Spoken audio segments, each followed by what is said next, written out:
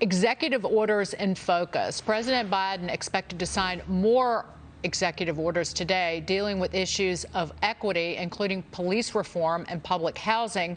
Tomorrow, the focus turns to climate change. The president expected to sign an order directing agencies to determine the expansiveness of banning oil and gas leases on federal land. Joining me now, North Dakota Senator, Senate Armed Services and Budget Committee member, Senator Sen Cramer. Senator, what are the concerns for you and your state over this administration's actions on energy? Well, good morning, Dagan. One of the issues you just mentioned, of course, was the ban on drilling on federal lands and the study of drilling on federal lands.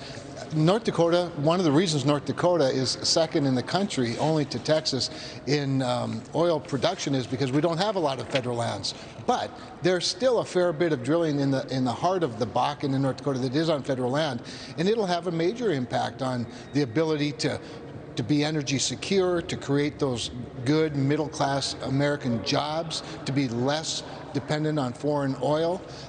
So it's a big deal, to say the least. And then you have things like the executive order on the Keystone XL pipeline, or the removal of the presidential permit. That means we're going to be more dependent on foreign oil from someplace other than Canada. It means it's going to have an impact on our relationship with our closest neighbor and biggest trading partner in Canada. And by the way, ironically, today, as you mentioned, he's going to focus his executive orders on equity or equality and economic equality.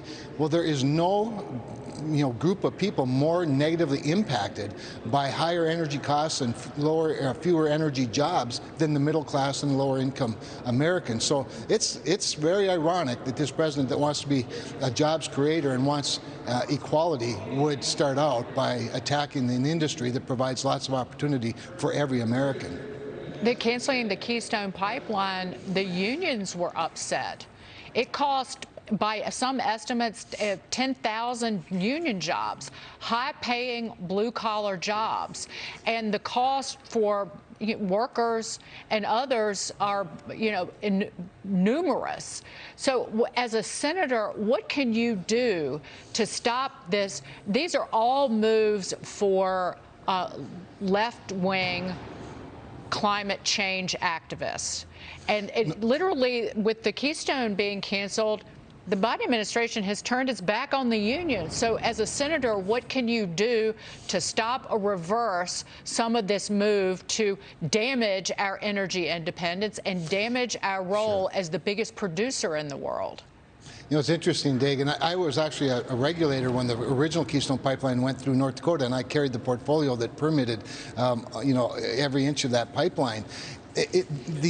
As a senator, you are somewhat limited. Now, when I was in the House and in the majority, I actually carried and passed the Keystone permitting bill during the Obama administration. The problem is it couldn't get passed in the Senate. I would think that something similar here could happen, but I doubt we could ever pass something that would override the president. Therefore, the one thing as a senator that I intend to do, and is part of why I voted against Janet Yellen's confirmation last night, is we do have the opportunity through our advise and consent role with people that are nominated for confirmation to challenge them on the issues of energy security and energy development, job creation, tax policy, regulatory policy. And we have to, I think, hold them to account and not just roll over like a lot of Republicans, frankly, are, and supporting Joe Biden's nominees that are very anti-energy and anti-jobs. Well, did you get that from Janet Yellen, the now Treasury Secretary?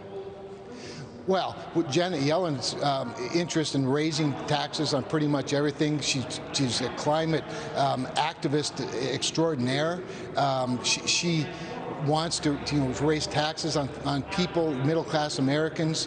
All of these things are bad for our economy, and they're certainly bad for energy development in our country.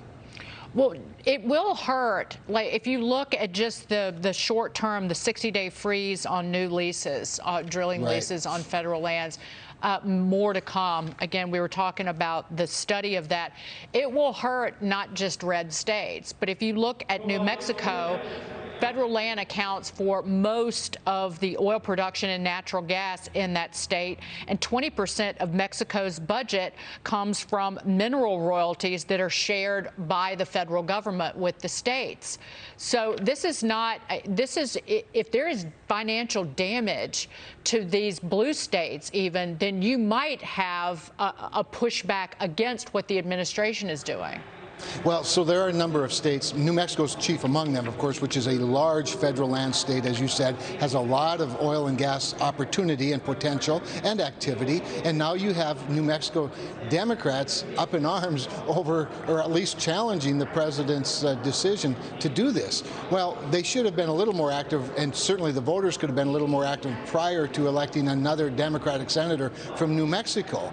But there is hope when you have that kind of pushback. Now, you also have people like Joe Manchin, who comes from not so much an oil state, but gas and certainly coal in West Virginia. You know, there needs to be a bipartisan effort to at least sound the warning alarms. Remember this too, Dagan. I mean, this is a president that wants to spend a lot of money. Taking revenue away from the federal government certainly is manifest in stopping drilling on federal lands. Those are federal resources. Those resources generate revenue that will otherwise have to be filled either by borrowing or other tax increases other places. On top of that, in the case, again, going back to Janet Yellen, she advocates for a $40 a ton carbon tax. So that raises the cost of everything that we produce, everything we develop, everything we grow, everything that we manufacture in this country. And it starts with a $40 a ton tax on energy development. I want to move on to impeachment round two. For the first time in American history, an article of impeachment of a former president was submitted from the House to the Senate last night. The article alleges that President Trump incited the January 6th riot on Capitol Hill. In order to be convicted, 17 Republican senators would have to vote in favor of impeachment. Senator, where do the Republicans stand right now on that? Well, I doubt there are 7, quite honestly, and I'm certain there aren't 17, at least not today, and I don't know how there could be, because two things. One, as you know, the constitutionality of even doing this with a former president, not a sitting president, is questionable, to say the least. But even if it is, and of course the Senate governs itself, so we'll make that decision with a majority, and no doubt that means we'll move forward. But after that, the president's own words, the very transcript of his speech, is clear that there was not at least a criminal level of incitement that I can see anyway. The president told these people to go and protest peacefully and patriotically. They're translating that into violently and somehow giving him the liability, or laying the liability on him. I don't think his words were very good. I think it was wrong. I think it was too much. I think there were some problems with his speech, but I don't think you can lay the blame, and I certainly don't lay the specific blame for the actions of people, criminals, frankly, with him. So, and it certainly is counter to any desire by the sitting president to encourage unity in this country. Well, speaking of that, just before we go, Senate Minority Leader Mitch McConnell has moved to drop his request for Democrats to keep the Senate filibuster in place. He had previously wanted it to stay in exchange for negotiating the reallocation of power in the Senate. But, Senator, do you think the filibuster does stay in place? I think Senator Sinema has come out in favor of keeping it there. Also, Senator Joe Manchin. Will it stay? Well, Senator Sinema has been rather emphatic about it. Joe has, been a little less so. I personally think as long as the Democrats are in control, as long as Chuck Schumer's the majority leader, he'll use the threat of it as effectively as if it was already removed, because it'll always be a blunt instrument for negotiating with the minority. So for all practical purposes, even though he doesn't get rid of the filibuster, the threat of getting rid of it, and we know that they'll exercise that threat. That's how this all began with Harry Reid at the late stages of a term in the Senate, when he changed it as it related to appellate judges. So I think the filibuster will remain in place, but it will always be on the table for discussion, which means the threat of it serves almost as an equal purpose of having it repealed. Harry Reid moved first, and that's how President Trump got 3 Supreme Court justices confirmed in just one term. So there are consequences. That's exactly if the right. Democrats remember that. That's exactly right. And Mitch McConnell, who I'd like to refer to as the Wizard of Washington, made sure that Donald Trump had 3 nominees to the Supreme Court rather than just 1, which he would have had under almost any other leader. Right. Senator Kevin Cramer, great to see you, sir. Thank you so much for being here.